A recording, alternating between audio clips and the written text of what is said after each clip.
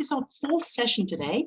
Natalie kicked us off beautifully this morning with mindfulness. Then we went to conversational intelligence with Lynn Brisbane from Synergy. And then we went to Dr. Shirley Schultz-Robinson, who shared a session on mentor coaching, supervision and psychological safety that was well received and very interesting. And now we're going to go to 3 principles of team coaching. I know people are very, very interested in the kind of shift that we're seeing towards team coaching at the moment. So please drop any questions you've got into chat as we go. There will be time at the end for Q&A, but it's just so nice, particularly for Alison to pick up on questions as she goes, and I'll be helping her with chat because of course she's seeing her shared screen of the slides. So I'll just be reading out any key questions as we go. And I just wanted to say, for those of you who haven't joined us on the earlier sessions, we've got a new continuous quality improvement. Thank you, Natalie, and Open Door. We can actually give you your ICF CCEU certificate in chat at the end of the session.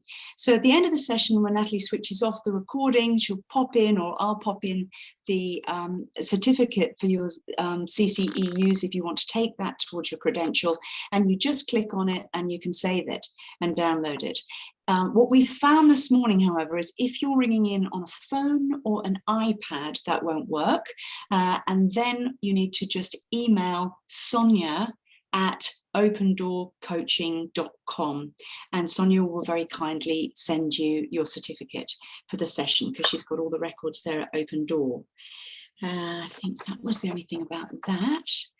And the learning objectives for this session, that you have an insight really about how your experience is created and who you really are. Only if you have seen this for yourself can you support others to see this. And Alison will be talking more about that and exploring how we can operate in a team coaching setting. And I'm particularly looking forward to this because I haven't heard Alison present on this subject before, so I'm going to be learning alongside you. So if we have the next slide, please, Alison, and I'll just kick off with our Acknowledgement of Country. So Acknowledgement of Country at Synergy Global and Open Door, we acknowledge the traditional owners and custodians of the lands on which we meet today and their continuing connection with the lands, waters and communities of Australia. We pay respects to them and their elders, past, present and emerging. Thank you. To the next slide and then I'll begin my introduction. So it's a great pleasure to introduce Alison Lally. She's a close friend, she's a colleague, trusted and valued colleague at Synergy Global. She's extremely well qualified and experienced, as you will have seen from her biography that we shared earlier. She is a valued team leader. She's a team leader for Europe. She's based in Sheffield in the UK, where it is only 6 o'clock in the morning. So good effort, Alison, for getting up so early in the morning to join us today. So that's actually going to be wonderful. And I will hand you over to Alison's capable hands and I'll just keep an eye on chat. Lovely. Thanks, Natalie. I'm just going to take my video off so I don't distract people. Thank you, Heather Jane. Well, it's an absolute pleasure and privilege to be here. Thank you, everyone. So, what we're going to be covering in this session. So, I'd be really interested to know, in terms of people's experience of the 3 principles, which is where I'm going to be starting, if anyone here has got experience of it, just helps me pitching in terms of what I'm talking about. So in the chat, if you have got any experience of 3 principles, if you just put in how much, otherwise just say no experience. And that gives me a bit of an idea where to pitch it. Right, lovely. Yeah, so I can see, yeah, people saying no experience, and that's great. Yeah, that's fine. We're just starting with a blank piece of paper, so I'll pitch at that level. Thank you, everybody. Lots and lots of no experience, so this should be a really fresh presentation for everybody. I've only got a very little experience myself, so. Lovely. So I'll start off then with that explanation in terms of what the 3 principles is, and particularly then moving on to it as a coaching approach. Then I'll look at what it looks like in terms of team coaching. We'll start with just with a general overview in terms of what team coaching is, how it might be different, and then a case study of 3 principles with a team coaching approach. Then there'll be time for Q&A, but we will pick up questions as we go as well, if if they seem relevant at that point in time. So Heather Jane's keeping an eye on the chat as we go, so do feel free to put any questions in as we're going along. You don't need to wait until the Q&A. And then at the end, just a few ideas in terms of exploring this and taking this further. Great. So the 3 principles then. So this is a picture of Sydney Banks. So he was the person who discovered the 3 principles. Now, his articulation of it, I think, is the clearest that I've ever come across. And I put that down to his background as an engineer and a welder.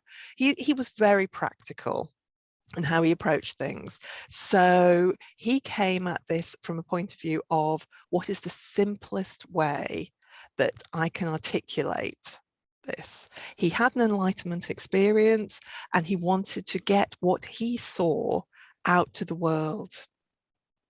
But what he's describing isn't actually new. It's there in the roots of so many different traditions and religions across the world. It isn't religious, it is spiritual rather than religious. And it talks about how our experience is created and who we really are. But it's there in Buddhism, it's there in Christianity, Judaism, Islam. So it's nothing specific to the 3 principles in that sense. It's just that this articulation of it it's something that you can use if you're atheist, if you're agnostic, if you are following a particular faith. It's totally open to everybody, and it's got that simplicity to it. And he did a lot of work with people working in therapy, psychology, and some psychiatrists as well have picked it up. So there's quite a large number of people now working in those kinds of fields with it. It's also being used in fields like rehabilitation. It's being used actively actually in health now in some areas. So for example, very close to me in Leeds, just north of where I live, is being used for eating disorders and having some really good success there over and above what is normally achieved through sort of more talking therapy types approaches. So a lot of ways which is used, but obviously the focus today will be on that coaching approach. Now, as we're going through this, I mentioned that it's a spiritual approach in terms of its foundations. So when we're talking about it, you don't have to talk about that side of it, but that is what's underneath. And I want to be really sort of open about that. And one of the interesting things is I find when I'm talking to people about it, one of the things that can get in the way of an understanding of this is coming at it with a very intellectual approach. So we have different intelligences. And I know that I personally, for a good many years when I was starting with it, I was trying to apply my intellectual intelligence to understanding it. Now, of course, that makes sense in some ways in that it's often our intellectual intelligence that we've been taught through the education system to rely on, and that's often sort of been successful for us in our lives. But this is slightly different. In terms of our spiritual intelligence, there's a lovely teacher, Miss Beverly, she's known at Beverly Wilson Hayes, and what she talks about is listen softly. And I found that to be very helpful. So my natural tendency when I first started was to try and think, so how does it fit with that concept that I already know? And how does it fit with that other concept? And I was trying to sort of fit together a jigsaw in my head of how this fitted with what I already knew. And that actually made it more difficult for me to sort of get it, in inverted commas. So just have a play with that. If you're up for that sort of, just listen softly and feel free. I'm not saying just accept it, feel free still to question it, etc. But the listening softly does seem to help in terms of actually understanding what it's about. And then maybe at the end you can sort of do the piece where you think, right, now I can't resist, I'm going to fit it all together intellectually. So what are the three principles then? So these are them: thought, consciousness, and mind. So when we say the three principles, those are the three things that we're referring to. And so if I just go through each of them in turn. So thought. So I usually start with this one because I think in some ways it's the easiest of them for us to see. So what we're saying here is we're thinking, and our thoughts are actually creating our experience of reality. So if you think about, I've got a presentation coming up next week, for example, and you start thinking about that, maybe you feel excited about that, or you feel nervous about it. And whatever that feeling is coming from, that's coming from your thinking about the presentation. Because the presentation isn't there now, it's happening in a week's time. But at this moment, you can still have feelings about it, even though it hasn't happened yet. Or something that's happened in the past. When we think about that, be it something that was wonderful or something that we wish hadn't happened, we can, by thinking about it, we're generating those feelings again about that experience. So our thinking is creating feelings in our life and creating that experience in the moment. I've seen this when I've come out of meetings sometimes. I used to work in the civil service here in the UK, and it would be fascinating. There'd be numbers and we'd be talking afterwards, and I'd have a view of what had happened in the meeting, and somebody else, it'd be almost like they were in a different meeting to the meeting I was in because their view of it was so different. And that wasn't just because we'd noticed different things happening in the meeting, but it was our thinking about what had happened in the meeting. Now this, it sounds really sort of simple in some ways, but actually, once you start thinking about the ramifications of it, you can see, though it's simple, it's very far-reaching in terms of what it means for our lives. And it's actually really good news as well, because our thinking can change so quickly. We've got thoughts coming in all the time, and there'll be new ones along. And so if we're feeling in a way we don't want to feel, actually, if we let go of the thinking that's generating that feeling, then our feeling can move on much more quickly as well. And so one of the places that I usually start when I'm talking about the three principles is around thinking and feeling. And I find that very helpful to people. So then just looking at the second of the three principles, consciousness. So we are aware, we're sentient, we are aware that we're alive, we are aware of what we're thinking and feeling if we pay attention to it. And we've got free will, we've got a choice about where we place our attention. So that awareness, that is actually who we really are. Deep down, underneath layers of thinking that we've got going on, which we often get sucked into thinking is the real us. It happens to me every day still, even though I've been with this understanding for over 10 years now. We get sucked into thinking we're our personality, our aspects of our identity. We might think we're our values. We think all these different things that we think. And because we think them often, we give them sort of more weight, we believe them more, we're actually saying that they're real in a bigger way. But when we strip away all of that, let that go, who are we really? We are our awareness. And with that awareness, there is a whole set of core feelings that are us as well.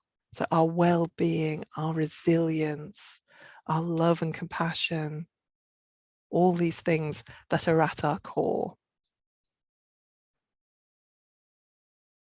And then the third of the three principles, mind. So we are alive, and we are not just alive as individuals, but we are part of the life within this amazing universe that we live in.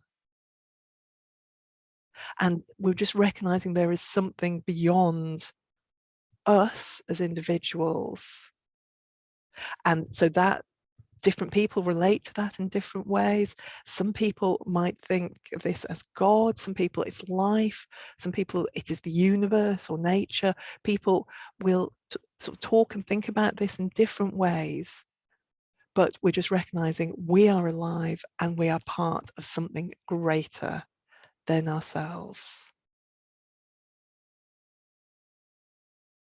So that's just an overview of the three principles.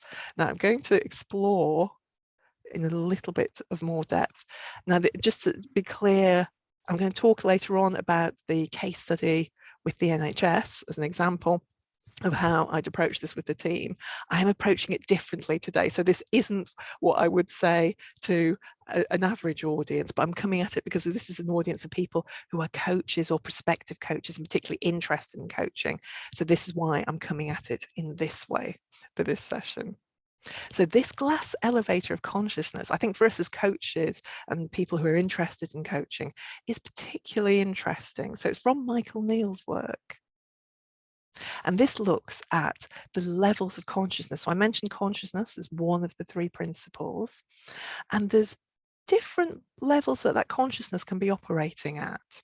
So I love his concept of the elevator, because of course an elevator goes up and down, and this is saying that while we might have a level that we tend to operate at different points in the day we might be moving up and down between those levels.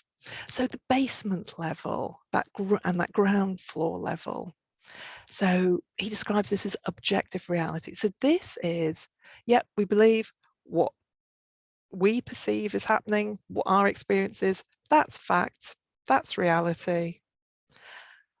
In terms of how it feels living at that level, it can be quite difficult. What you're doing is giving all this sort of power to what's happening to you in the external world. And things that can happen at that level can lead to feelings of victimhood, for example. So most of us who are working as coaches or being involved in personal development for a while will actually be at the next two levels, at one or the other of those, for the majority of our time. So the subjective level, so in terms of that, that's where we're saying, actually, I am aware that I have a role in creating my experience and what's happening to me, and I can impact on that. So, for example, I used to do NLP. I trained with John Seymour, which is where I actually met Heather Jane a good number of years ago. I've trained in lots of different modalities, and most of those operate at this level, because what we're saying is actually we can change. We can do belief change work. We can use a tool like anchoring if we want to change our feelings, for example. There's lots of different ways that we can impact on how our reality is impacting on us. Now that level can be quite hard work as well, actually, because we're putting the onus on us to then change it. So there's a lovely teacher here in the UK, wonderful woman called Kimberly Hare, and she talks about how she went through a phase where she was training herself only to think positive thoughts. And she had a rubber band on her wrist. She would snap the rubber band anytime she had a negative thought. And she got to the point where she could actually go a whole day without, as she described them, negative thoughts. But that was a lot of effort to do that.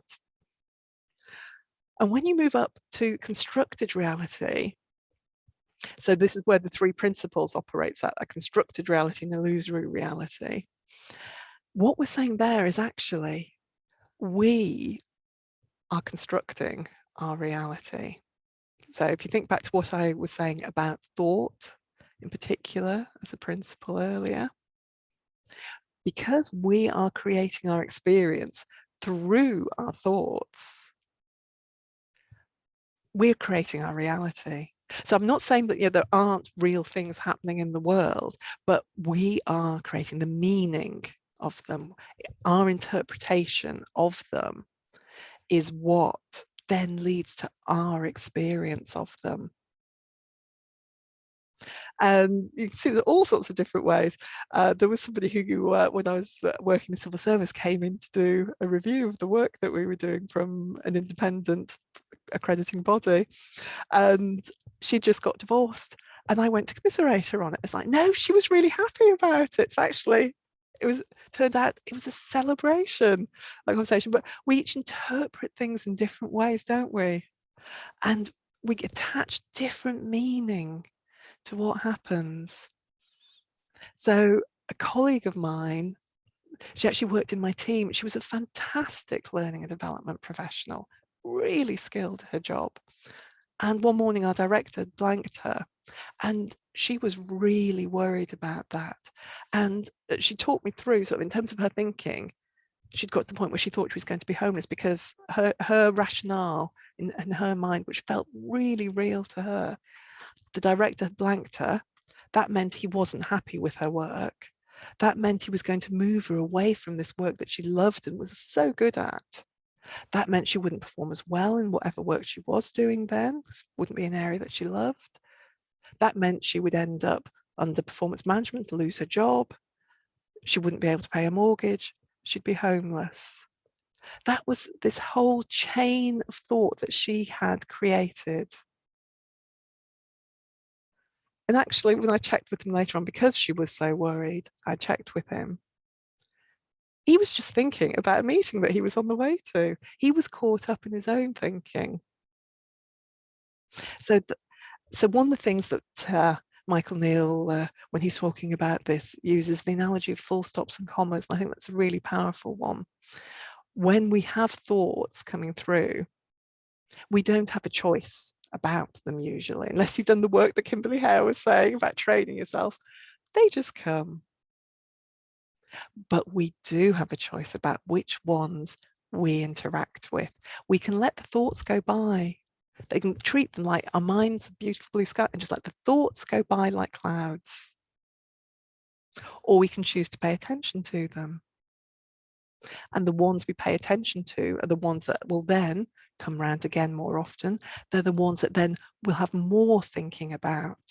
So that sort of option, that free will about which thoughts we pay attention to, that is where we operate if we're coming at the constructed reality level. And it's a lot less work doing it that way, it really is. Because once you know they're just thoughts, they don't have the same sort of weight and significance. And the feelings that are associated with them pass so much quicker as well. And then the illusory reality level.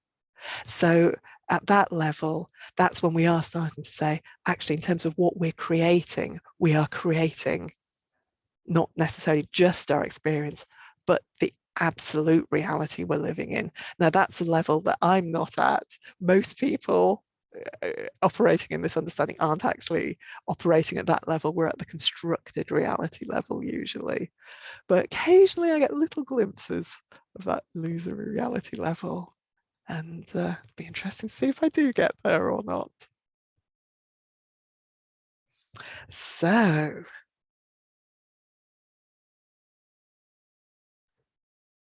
just a moment to think then. So I've been talking about thoughts and the importance of them. So I would just love you to think There's about. a question from Bethany, Alison, there's a question from Bethany just saying, can you explain it in more depth, the illusory level? And I was wondering whether it was anything like sort of Maslow's self-actualization, or, you know, this is why it's work in progress all your life.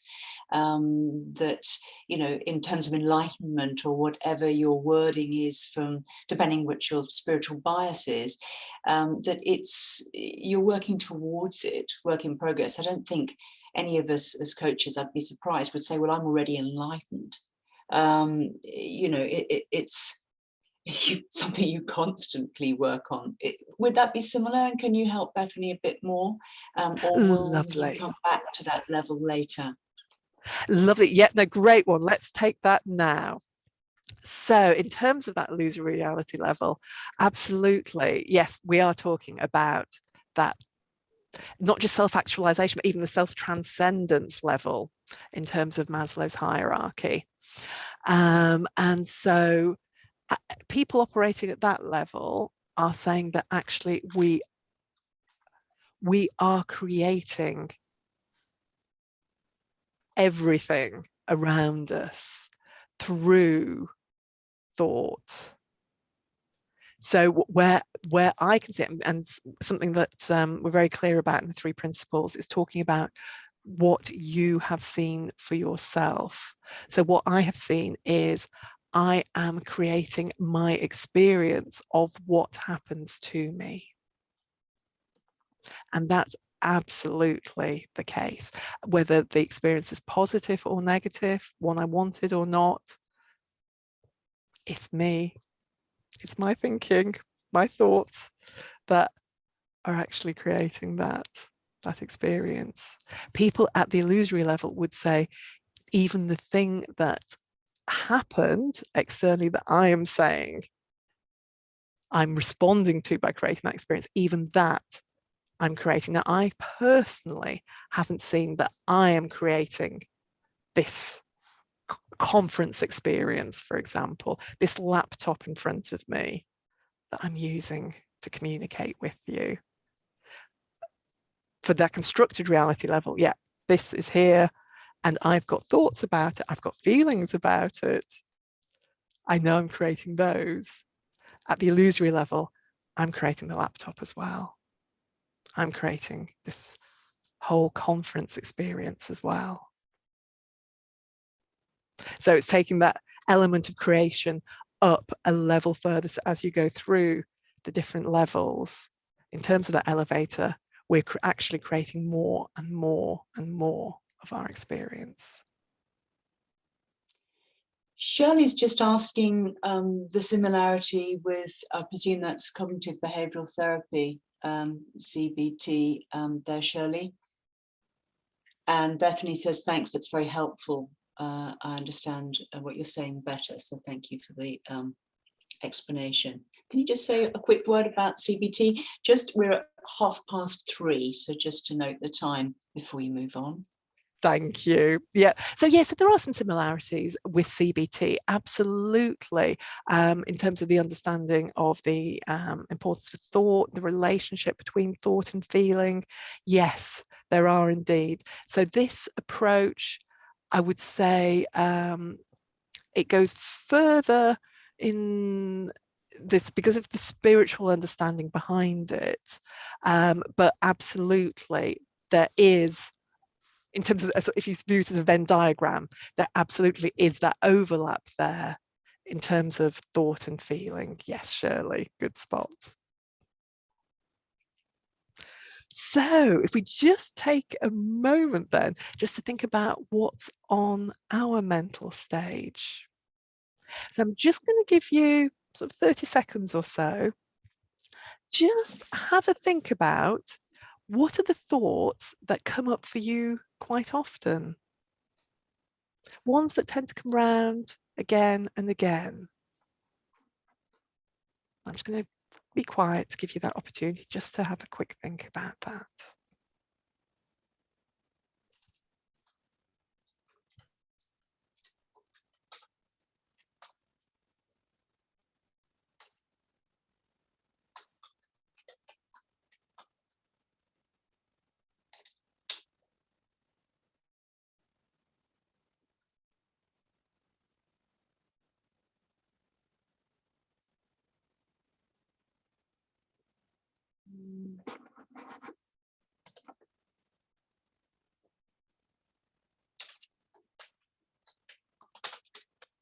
Okay, so in terms of the kinds of things that come up for people, there'll be all sorts of possibilities, but often quite a lot of them will be about either things in the past or things in the future. So sort of rumination type thoughts about things that have happened in the past where we go round and round in it.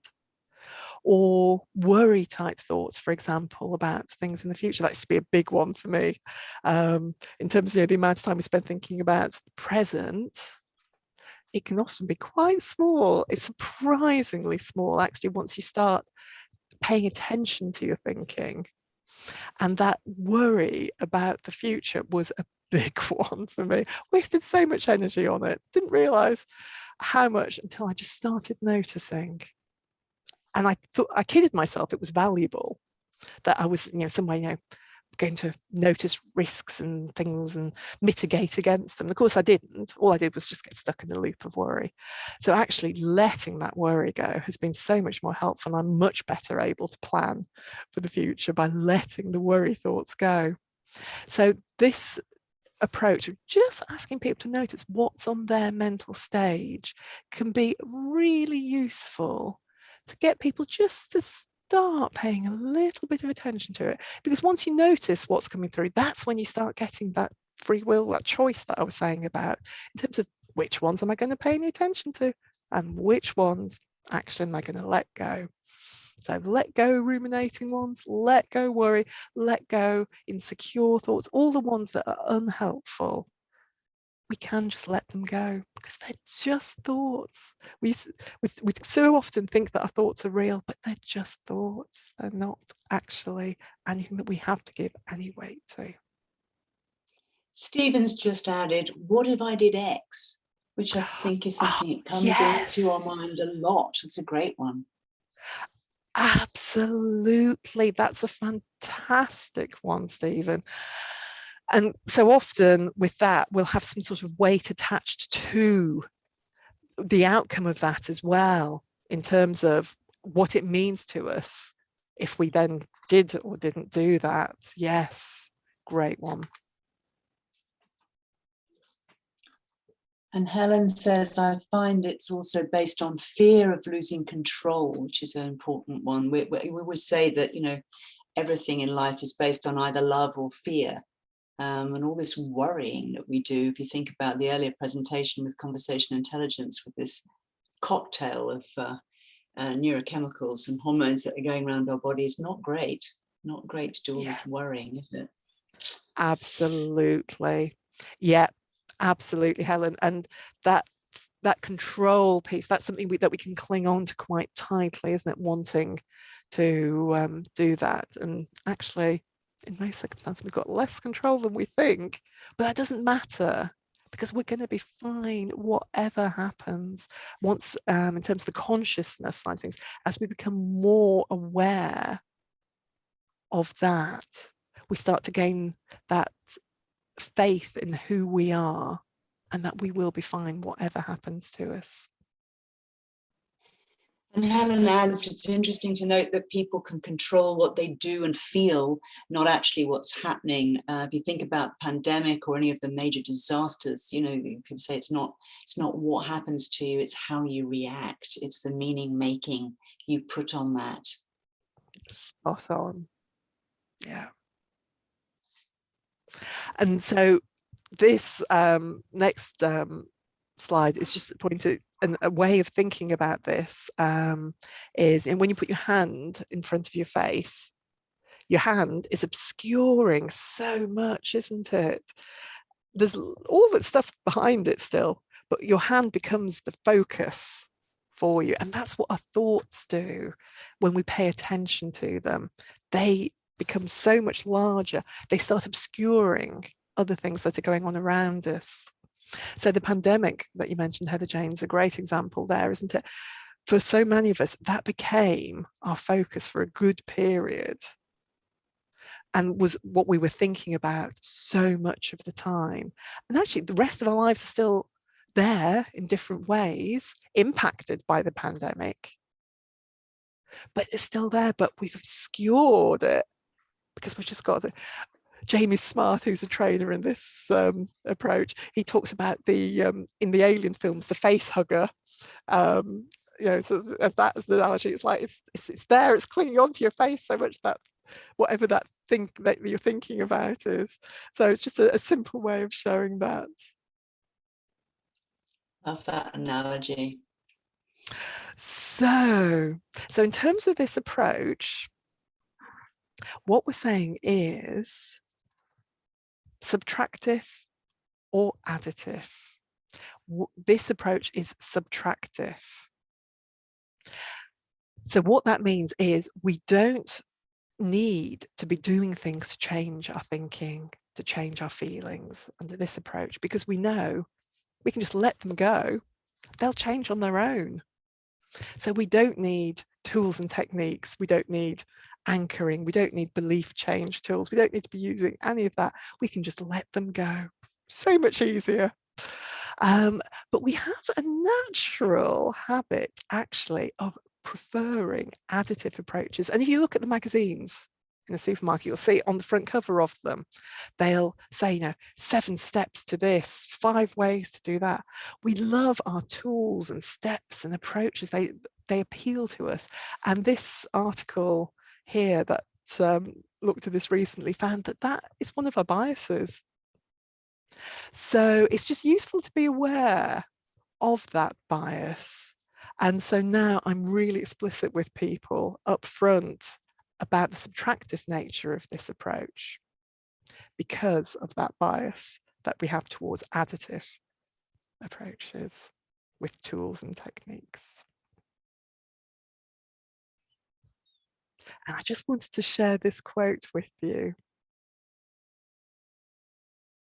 And so it's from Sydney Banks, and I just think it is so impactful.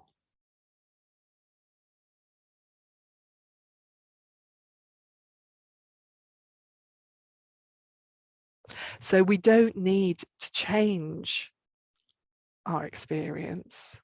It's going to change on its own anyway, as new thought and new feeling comes along.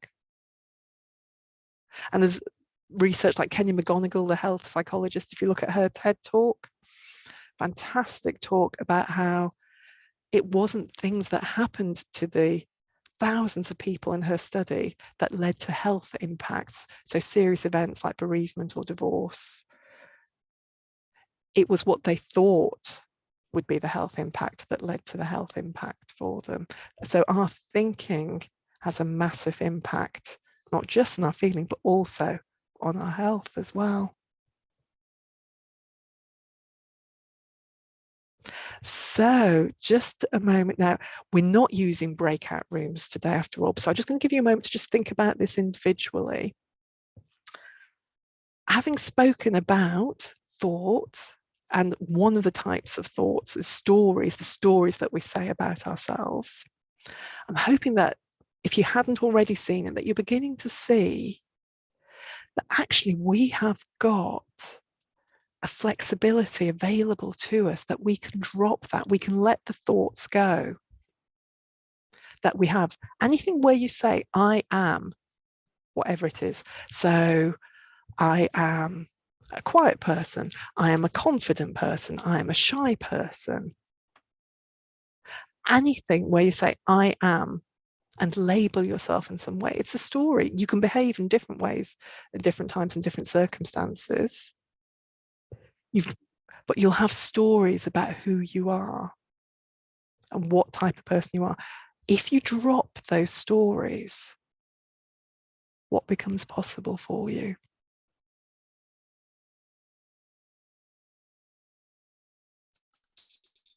Alison, I just got another comment from Helen here that's really good, actually. Thank She just you. said one of the best lines that I've heard from Tony Robbins is, you know, things don't happen to you, they happen for you, which I think is an interesting add. So thanks for that.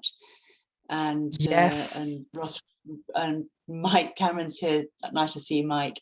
And Ross Rowe from ACT talks about the freedom from story. Yes. Yes, it's really powerful. If we can drop our story, it opens up so much for us. And thank you. Yeah, Tony Robbins actually now, because I used to do some work, help deliver some Unleash the Power Within, etc. for him. And it's fascinating to see how he's moved on that. And I would say, yeah, he's very in line with this approach these days, apart from he's very hooked on tools and techniques. But apart from that, he's actually really come around to this kind of approach. It's fantastic to see. Natalie's popped a question in that's an interesting one. What if the story is supportive? Great question, Natalie. So when I first started learning this approach, I decided, right, I'm going to hang on to the positive stories. And if something good happens that I'm feeling positive about, I'm going to pretend that actually the positive feelings are coming from that, not from my thinking. So I'm going to try and just let the negative ones go, but keep the positive ones. Actually, I started feeling uncomfortable with that, and I experimented then. I'm going to let the positive go too. And actually that gives you so much more freedom and flexibility. So I might, if I think of positives, so for example, a positive story I had about myself. I'm intellectually smart. And I had all the evidence around exam results and all the qualifications I've got and everything like that. Now, actually associated with that story was I'm socially awkward. That was holding me back. Those stories were interrelated. So even though the one story was positive for me, it's sort of attached to other stories. They have tendrils and interlink with each other. And I have found that actually letting all the stories go is so much more freeing. And then you don't need a supportive story, because actually all the possibilities are there open to you when you drop the stories. That's really interesting, given neurodiversity. And I was just remembering talking to John Grinder about limiting beliefs. And as he matured, as he got older, he said, actually, I've really worked on letting go of all beliefs. And I went, oh, yes. What about the positive, supportive, empowering beliefs? And he said, no, they still tether you. That's what he said. Exactly. Kind of thing. There's another comment here. There's a couple of things. Shelley's saying beautiful. There is a Ross says, I note it's very threatening sometimes for people to explore or even more so let go of I am, such as status, nationality, trade, because typically these are things that give us our sense of identity. So true, Ross. It's a really great comment. Yeah, indeed. But again, once you do go through that discomfort, and it is uncomfortable at times to let go of them when we've been using them to sort of prop up our ego in some way, for example. So I know from when I left the civil service and went self-employed at first, I'd had a sort of relatively high-powered role, big team I was managing, lots of decisions that I was involved in. That gave me a sense of importance. Actually, losing that first was a little bit uncomfortable, but of course it's been a brilliant decision in terms of what it's opened up for me, in terms of the possibilities. But it was uncomfortable letting go of that at times. Helen's just saying that she loved the tethered quote and attaching things to our sense of identity and ego, finding it hard to let go. Hence the biases and the judgments that we all have. So, thanks, Helen. So true, Helen. So true. So in terms of 3 principles as a coaching approach, I mean, actually, lots of it is very similar to lots of other non-directive coaching approaches. The big difference, I think, is we don't need tools and techniques. That's the big one. But things about we're not looking to fix people, we're not looking to give advice, no judgment, not getting inside the story or problem with people. Those are quite often common to a lot of different coaching approaches. And in terms of advice, I'd really recommend. Comment. Yep, sure. Sorry, Alison, another comment. Ross Rose added, does this equate to Richard Raw's state where nothing to prove, nothing to defend, I am who I am, and that's enough? Oh, lovely. That's a lovely quote, yes. Thank you for sharing that. Love that. Yeah. So then just some examples in terms of the evidence around this approach. So I'm delighted it's a simplified version that's being taught in schools. Spark is the US version. There's iHeart in the UK. Different places have got their own models for it that have been through approval with the relevant authorities in those areas. But that's getting fantastic results, and it's really moving when you see some of the videos of the children. I saw one where he'd been the bully and now he is helping his classmates, and it's beautiful to see. It's having fantastic impact in terms of in prisons. And I gave example of some research there from Insight Principles Inc, because they've been doing this for over 30 years. And they've seen fantastic results in the work that they've been doing with organisations for it. So wonderful benefits available in terms of this approach, and it can be used in so many different contexts. So team coaching. Now, Heather Jane, I know you're qualified in 3 different types of team coaching, aren't you? So do you want to say anything about team coaching generally before I talk about it from a 3 principles context? Well, yeah, thanks. I qualified originally in team coaching in the UK for the NHS, and then at Walt Disney World in the USA when I was working for Team Disney, and then finally with the World Institute of Action Learning here in Australia, which I'm particularly keen on action learning. It was an excellent training, and Ross actually used to be the chair of WILE Australia, who's on the call with us today. So yeah, I'm still learning. There's a lot of complexity around team coaching, and I was very grateful for you sharing this paper. I don't know whether everybody's online has seen this white paper that came out from the ICF. I'd missed it. So you know, MCC, I didn't see it. I didn't see it off the website, and I can't remember being emailed it actually. But I think it's an interesting one. I think it's a little simplistic. I'm glad they're looking at the competencies through the lens of team coaching, and they're saying obviously some caution when a lot of us as coaches facilitate and consult, as we do, that you clearly stress, as you do on a one-to-one situation when you're coaching, when you put a facilitations hat on, mentoring hat on, consulting hat on, and it doesn't blur the boundaries. That's really what came across to me when I read this paper. So I welcome anybody else's thoughts on this, Natalie or anybody else who works closely with the ICF team coaching competencies.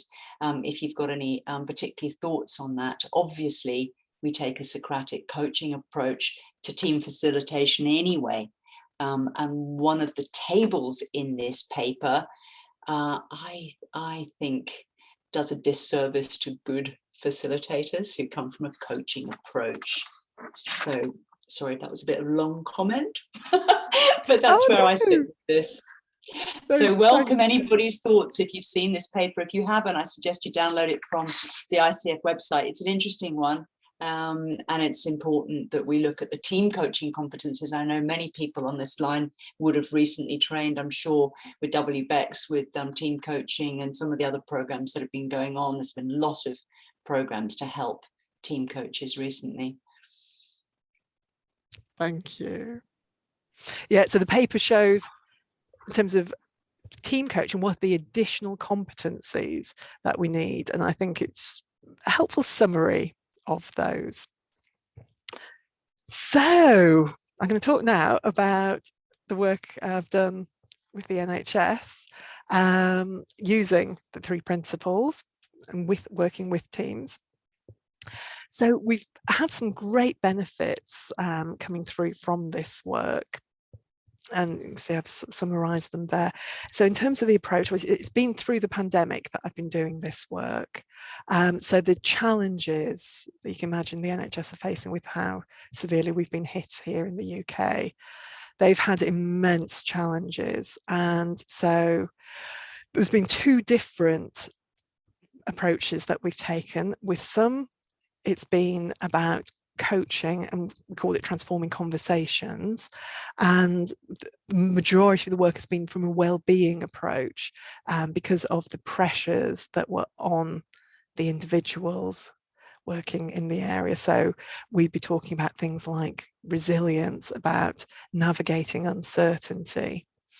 But with both approaches, started off with the understanding around thinking and feeling, how they operate, and then took it into the relevant context.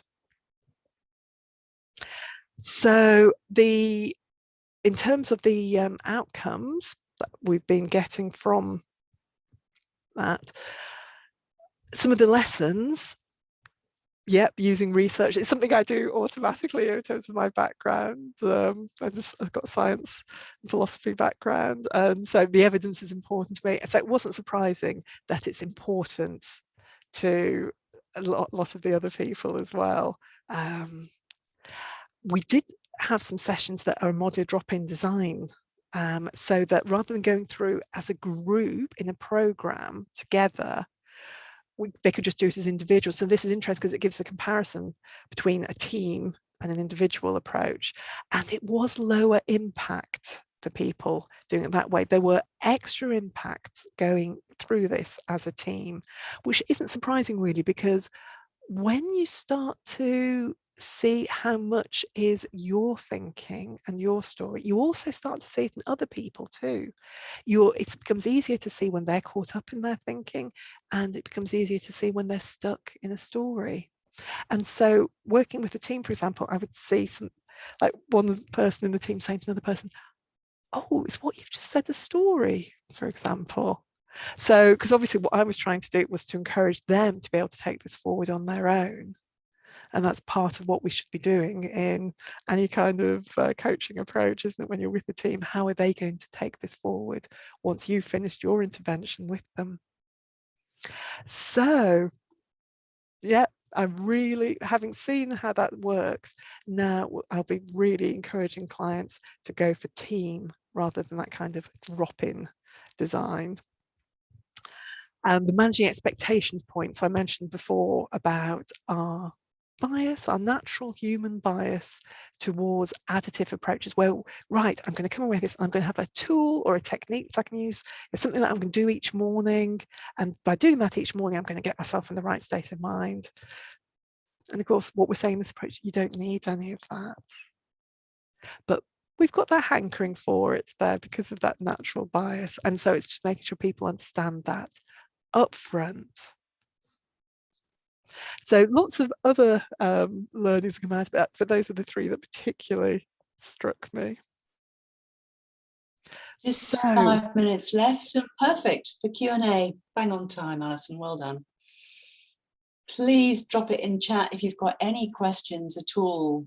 While you're thinking about that, I'm interested in narrative cultures like our Aboriginal and Torres Strait Islanders here, in terms of having story as such a strong part of cultures and storytelling.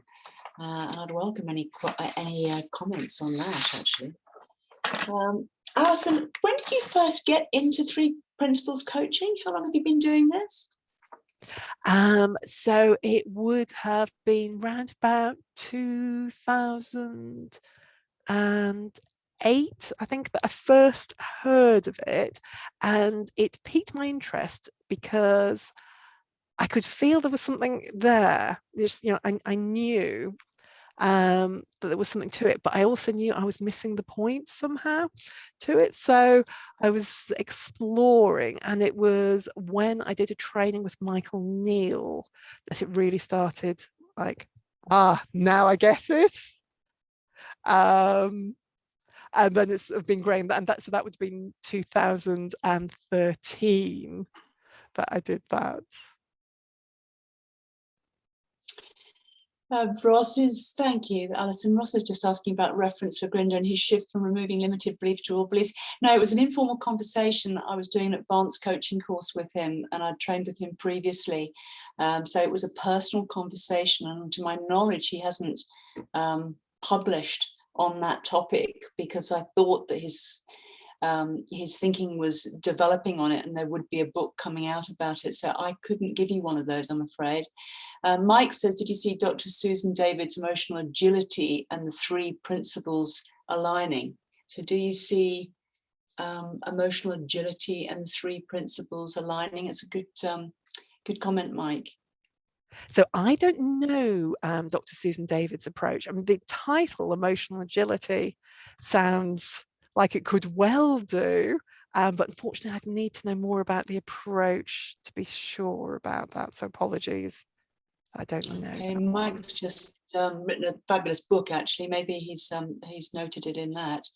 I have another question for you. How do people respond to the spiritual aspects? I mean, has there been any client pushback on the relevance of bringing spirituality into the workplace? Because I know sometimes we bring it in stealth-like and it's so powerful. And I just wondered, about terminology. You obviously stressed it's spiritual as opposed to religious, given value, diversity and inclusion, but I just wondered if you got any comments on that, Alison?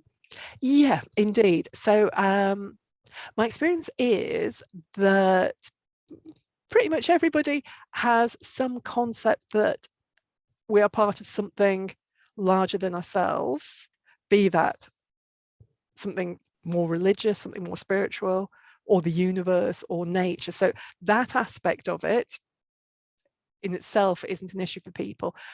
Getting to the who are we really, occasionally, yep, I have had a little bit of discomfort, is how I would put it, in terms of that part of the conversation.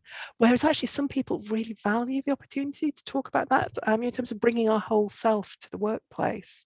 They actually find that really useful to have that conversation with colleagues. So that's the part of it that can be more uncomfortable for people, but as long as we facilitate it carefully, making sure it's a safe environment for everybody, then we can still do that. And I think it's a very worthwhile thing to do. Just conscious we've got 1 minute left. Ross has just said, it's a very quick answer now. Ross has said, can you also elaborate on how you coach rather than teach the 3 principles to a team? And I think that'll have to be our last question. And Natalie's kindly put the CCEU certificate in chat for those of you who can download that. If not, please remember to email Sonia at opendoorcoaching.com if you're on your phone or iPad. So can you just answer that one, Alison? Elaborate on how you coach rather than teach the principles to a team. Yep. So in terms of the coaching, obviously starting with the point of what does the team want, because you want it to be their goals that you're looking at, then you're helping them work out how they're going to achieve those goals. So in that sense, it's just coaching as you would do with any other approach, but where the 3P makes it slightly different is helping people understand their story, the role of thoughts, the feelings within that, and helping them reach that place where they can start to drop that and start to see other possibilities that are open to them, the new ways to solve the issues facing them that they haven't even seen before. Thank you so much, Alison. That's been so insightful and so interesting. And also thank you everybody who's put in some really great questions and comments as we've gone. Natalie is going to pop the certificate up as a